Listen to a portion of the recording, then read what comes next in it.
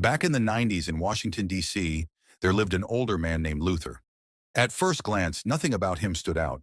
He looked like someone you would pass on the street without a second thought. Most days, Luther spent his time walking through museums, studying art, and looking for inspiration. Before sunset, he always returned home to eat dinner alone, without friends, without family, and without anyone waiting for him. Among the drawings he had been working on was one image that seemed unusual, a luxurious mansion. And strangely, that same night, Luther returned to that exact house. This is when we realize Luther is not just an ordinary old man. He is actually a highly skilled professional thief. Before making a move, he plans every detail with precision. He already knows the house is fitted with a rare automatic security system, something almost unheard of in the 90s. If the owner does not enter the code in time, an alarm triggers. But of course, this is not a problem for someone like Luther. The mansion he targets is massive, with walls decorated by expensive paintings. But that is not what he came for. His real goal is a hidden room. Oddly enough, he finds it quickly, almost as if he has been there before. Behind a large glass wall, there is a private vault filled with treasures. Rare coins, luxury watches, dozens of diamond necklaces, and even a drawer overflowing with cash. Tonight, Luther hits the jackpot. But just when everything is going smoothly, he hears a noise. The owner of the house has unexpectedly returned. Based on the information Luther gathered, the owner and his wife were supposed to be traveling abroad. What he did not know is that the wife canceled the trip and secretly came home to meet her lover. From behind the two-way mirror, Luther watches everything unfold, unable to do anything except stay hidden and hope they never discover him. Moments later, things escalate. The man named Alan suddenly becomes violent, possibly fueled by alcohol. The woman tries to fight back, manages to grab a knife, and even wounds him.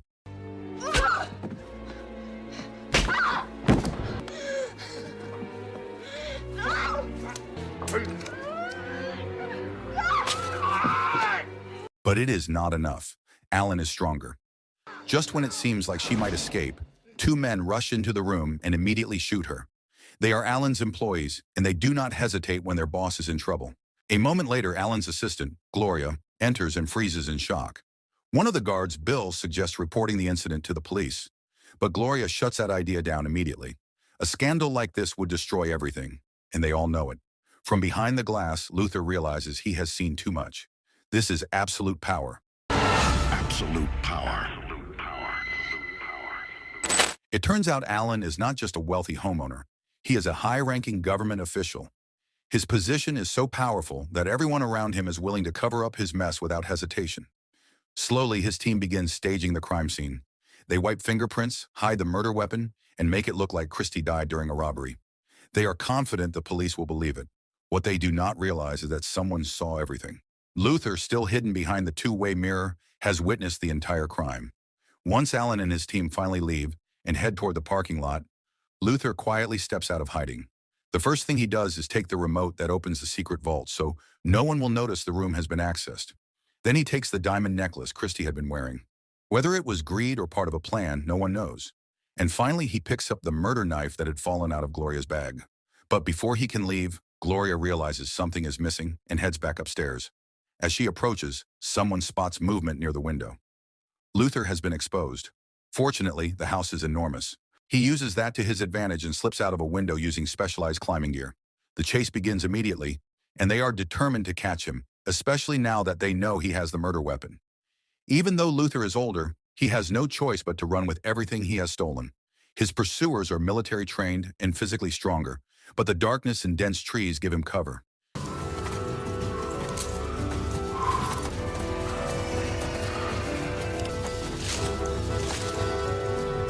Eventually, he reaches his vehicle and escapes before anyone can stop him. Now, Alan's team is left questioning who he was, a thief or someone who worked in the house. Their answer comes quickly when Bill discovers the hidden vault. Gloria starts to panic when she realizes the glass was two-way, meaning the stranger saw everything. But Bill calmly reassures her. He believes whoever that thief was will never talk. If he does, he will incriminate himself and end up in prison too. The next morning, Luther meets his daughter Kate along the seaside while she is out jogging. Their reunion is distant and filled with tension. Kate has not seen her father in years. She grew up without him, raised by her mother while Luther spent time in prison. Then, almost casually, Luther asks her to move abroad with him. Kate knows her father too well. If he is proposing something like that, it means he just pulled off another robbery. Meanwhile, detectives investigating the crime scene are puzzled. At first glance, it looks like Christie was shot by someone standing near the doorway. But her injuries do not match a simple burglary. There are strangulation marks on her neck, suggesting more than one attacker. Yet despite all of this, there are no fingerprints anywhere. Meanwhile, Luther begins preparing for whatever comes next. He rents a luxurious apartment equipped with a massive vault, large enough to store everything he stole the night before. Once everything is secured, he settles in and spends the evening watching an old recording of his favorite American football team, almost like nothing happened. Back at home, the businessman who owns the mansion returns from his trip abroad. He goes straight to the morgue to see his wife's body. The detective assigned to the case, Seth, is already there waiting and begins asking questions. From their brief conversation, we learn that Christie had not been married to Mr. Sullivan for very long. Seth is particularly curious about one strange detail: a single chair placed behind the hidden vault room.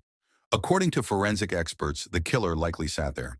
The chair's purpose is meant to be private, but pressured by the situation, Mr. Sullivan finally reveals the truth. His wife often met with selected men in that room because he could no longer satisfy her. The confession is humiliating, and Sullivan begs Seth to keep it secret. That night, the government holds a formal dinner at the White House. And this is where the story reveals who Allen really is. He is not just a powerful figure. He is the President of the United States. During the event, the President quietly checks in on the investigation, speaking through Mr. Sullivan's lawyer. The two men are close. In fact, Sullivan helped fund his rise to power. Unfortunately, that loyalty has been rewarded with betrayal. Yet Allen continues to lie, promising a public press conference to show support for the investigation. In a private room, Gloria and the security team report what they have discovered. After tracing the getaway vehicle, they learn the car Luther used had once been seized by law enforcement, meaning this was not a random thief. But based on this information, Allen believes Luther will stay silent and remain hidden. After all, exposing the murder would also expose his own break-in. What no one has told him yet is that Luther managed to steal the murder weapon. By the next morning, news of Christie's death spreads through newspapers. Kate notices and begins to wonder whether her father might be involved. Meanwhile, Luther seeks out an old contact who specializes in creating fake passports. With $5 million worth of stolen goods, he could live comfortably anywhere in the world. At the same time, Detective Seth continues to unravel the inconsistencies in the crime scene. The evidence does not line up with a single intruder. It becomes even stranger when they learn that Christie was dropped off at her home by an unknown driver believed to be the killer. If the murderer knew her, then why did the thief escape through a window? Later that afternoon, Bill meets with Detective Seth and tells him the president wants direct updates on the case. Seth has no reason to be suspicious. In fact, he feels honored that someone tied to the president is speaking to him. What he does not know is that Bill has already arranged for someone to plant a listening device inside his office. Meanwhile, the situation becomes even more complicated. Mr. Sullivan does not want his personal scandal exposed, so he secretly hires a hitman named McCarty. His goal is clear: the person responsible must be eliminated before they ever reach court. If not, his reputation will be destroyed. According to FBI records, there are only 6 people in the entire country skilled enough to bypass the kind of security installed in Sullivan's mansion, and Luther is one of them. Seth becomes more suspicious because out of those 6, Luther is the only one living nearby. But his instincts are conflicted. Luther has not committed a robbery in 20 years, and he has never been linked to violence. It does not make sense that he would suddenly kill someone over a handful of diamonds. Still, Seth decides to speak with him, and Luther, already expecting the visit, has prepared a flawless alibi. He claims that on the night of the murder, he was at home watching a recorded football game. The most amusing part is that this is not the first time the police have come to Luther for insight on a case. So he stays calm and begins pointing out logical flaws in the so-called burglary. He explains how planning a break-in like that takes months of research, including blueprints, security company records, and detailed surveillance. Listening to him speak, it becomes clear why his attempt appeared so precise. Even so, Seth's instincts continue whispering that something is off. But he is not ready to act. Not yet. Too many pieces are still missing. That night, before disappearing overseas, Luther quietly sneaks into his daughter Kate's apartment. It is something he has done before, just to make sure she is safe. The following day, the president holds a televised press conference about Christie's death. He confidently promises justice and vows to help find the killer. Luther happens to see the broadcast while waiting at the airport, and something inside him snaps. Hearing Allen lie so convincingly makes him abandon his escape plan entirely. Instead of running, Luther decides he is going to fight back. For a start, he disguises himself with subtle makeup and a wig, then joins a public tour of the White House. While everyone is distracted, he slips away and leaves a handwritten note for Gloria. Bill had predicted this might happen and had warned the group early on to report everything to the authorities. But now it is too late. The situation is too messy to control. And while the group tries to remain calm, Colin, another guard, swears that if Luther resurfaces, he will be the one to take him out. Around this time, Detective Seth visits the district attorney's office to speak with Kate. It is ironic that the daughter of a legendary thief chose a career in law. His intention is simple. He wants answers. But Kate refuses to cooperate. As far as she is concerned, her father has never been part of her life. However, after a bit of pressure, she finally reveals something important. Just a few days earlier, Luther had asked her to run away with him. Wanting to confirm this lead, Seth asks Kate to accompany him to Luther's retirement home. The moment she steps inside, she is stunned. The walls are covered with photos of her, from childhood to adulthood. Graduation, her first day at work, moments she never knew were being captured. Luther had been watching over her all along, quietly and from a distance, unable to face her because of his past. Realizing this, Seth sees an opportunity. He urges Kate to convince her father to meet him. He already suspects Luther knows who killed Christy, but has kept silent out of fear. Seth believes if nothing is done, Luther's life will be in danger. Like it or not, Kate now finds herself part of the investigation. Later that evening, Kate calls Seth to update him. Luther has not picked up, but she left a message telling him to meet her at a cafe the next day. What she does not know is that the call has been intercepted by the president's security team. That night, Luther listens to her message again and again. The tone of her voice tells him everything. Something is wrong.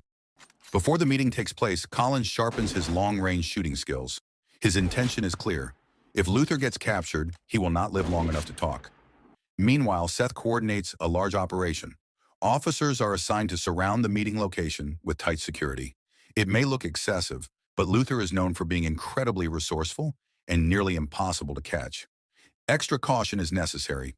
Bill is invited to witness the operation firsthand, while Colin positions himself across the street, hidden near a parked vehicle with his rifle ready. What no one realizes is that there is a third threat approaching. The hitman hired by Mr. Sullivan has also learned about the scheduled meeting. With a large payout on the line, he is prepared to finish the job before anyone else can interfere. Kate finally arrives at the meeting point. The atmosphere is tense. Agents are everywhere, watching, waiting. Seeing how heavily the area is surrounded, she assumes her father would never risk showing up. After all, Luther is known for being extremely cautious. But then, against all expectations, Luther appears. The moment he steps into view, Seth's team signals each other. Luther knows exactly what this is. He knows it is a trap, but he came anyway, for one reason. He wants his daughter to know he is not a murderer. Before he can explain more, both snipers take their shot. The bullets miss, but chaos erupts.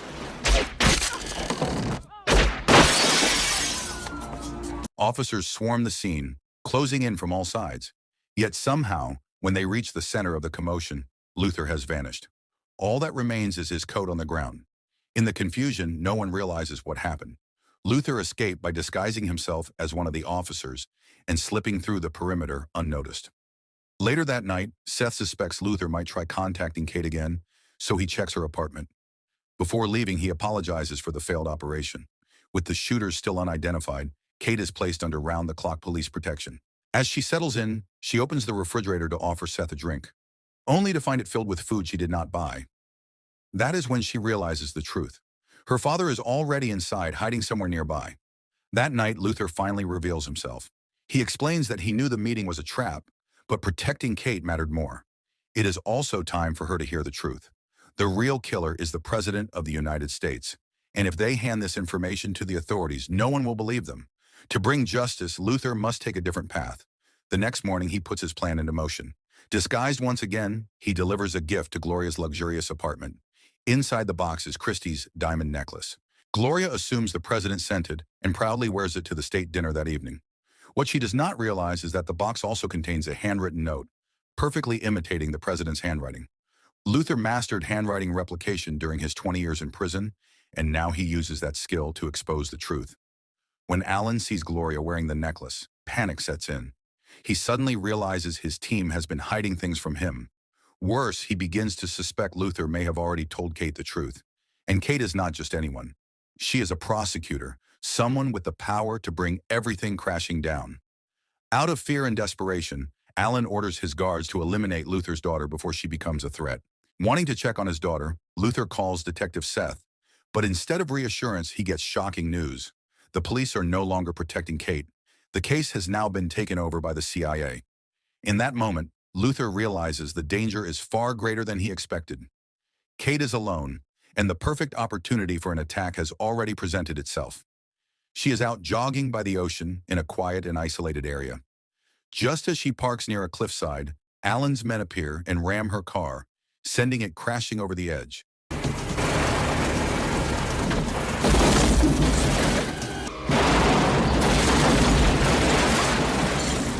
Luther arrives moments too late, but his presence saves her life. Emergency responders get there in time, and Kate survives the fall. However, her safety does not last long. Once Colin learns she lived, he immediately puts a new plan into motion. That night, he disguises himself as a doctor and sneaks into the emergency ward with a syringe full of poison. He moves carefully, step by step, getting closer to her bed. But just before he can finish the job, Luther appears.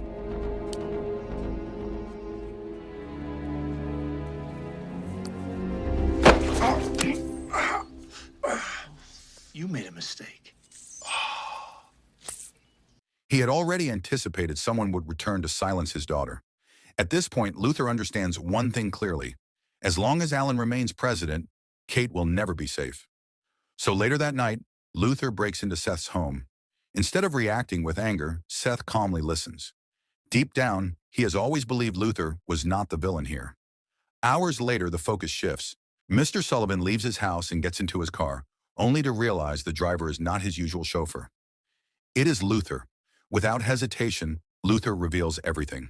He admits he was the one who broke into the mansion, but he also explains that he secretly returned every stolen item. The money, the jewelry, everything is back where it belongs. Sullivan never even noticed. Even so, the loss of his wife weighs heavily on him, and he demands answers. That is when Luther finally tells him the truth.